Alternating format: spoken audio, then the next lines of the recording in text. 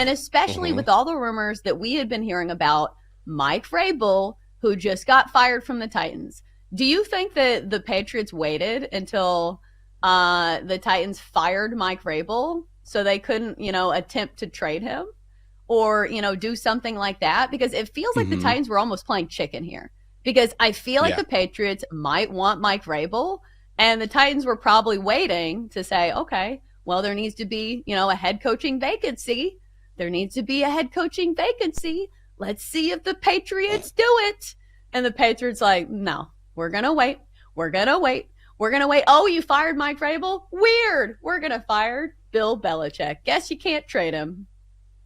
I think they got a gift. I don't know if the Patriots were waiting out the Titans, but I think the Titans, in their haste to make sure they got someone as soon as possible without trying to trade Mike Vrabel anywhere, who, again, is an asset and a proven head coach in the NFL, I think your Titans gave the Patriots a gift. Now, that is assuming that the Patriots will bring in Mike Vrabel, but why wouldn't they? I feel like it's a perfect fit. He clearly knows the organization. He has a history there, track record of success. You could do a lot worse than Mike Vrabel if you're an NFL franchise. That just seems like a perfect fit, doesn't it?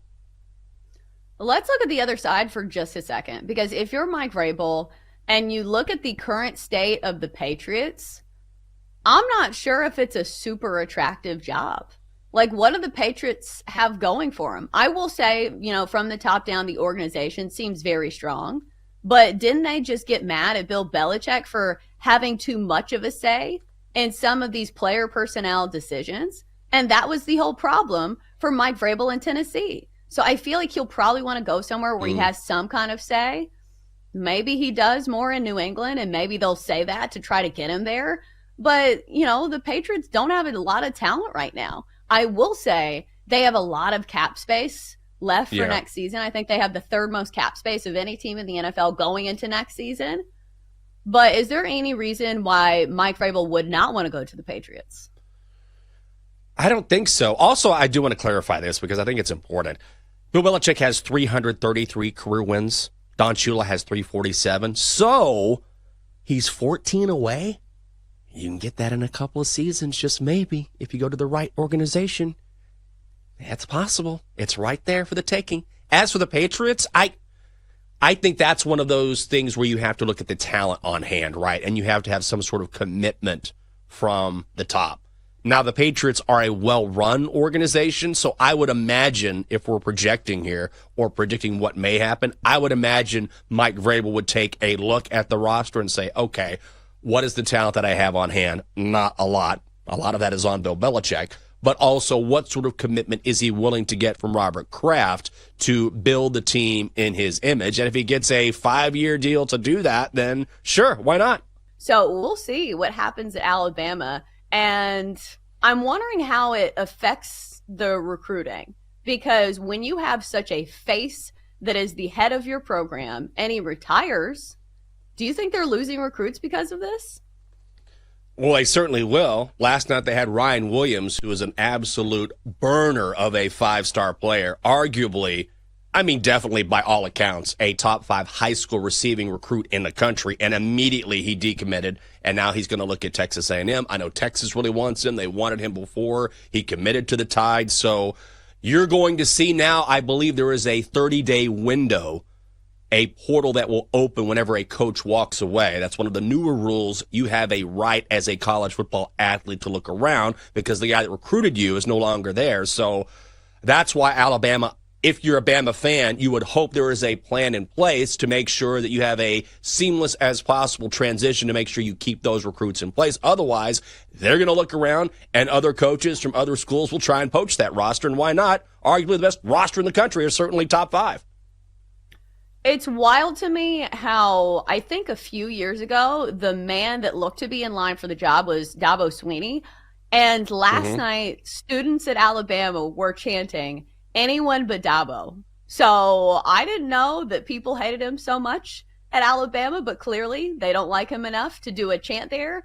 But he's actually one of the favorites. If you looked at the offshore betting odds to, be the next head coach at Alabama, and certainly he has the resume and somebody who went to the University of Alabama, it feels like a logical candidate. But I don't know why Dabo Swinney would leave the ACC.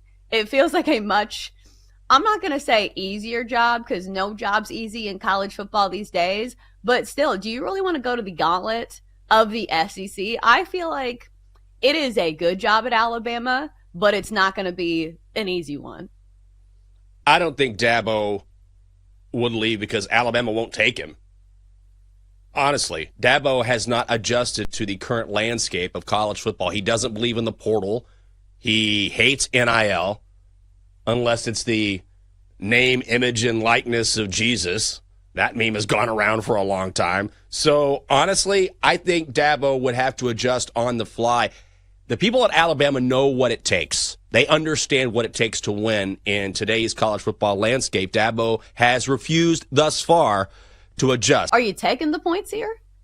I was surprised. I still remain surprised as we head to the weekend that the Bucs remain an underdog. I saw it opened like at 2 or at 1.5, and now it even got bet up a little bit. Should the Eagles be favored like against St. Ignatius High School right now with how bad they've looked? I don't know how good St. Ignatius was this year. But they've lost 5 of their last 6 games. It's the same Eagle team that with everything to play for blew a 13-point second-half lead at home to Arizona, trying to lock up the division.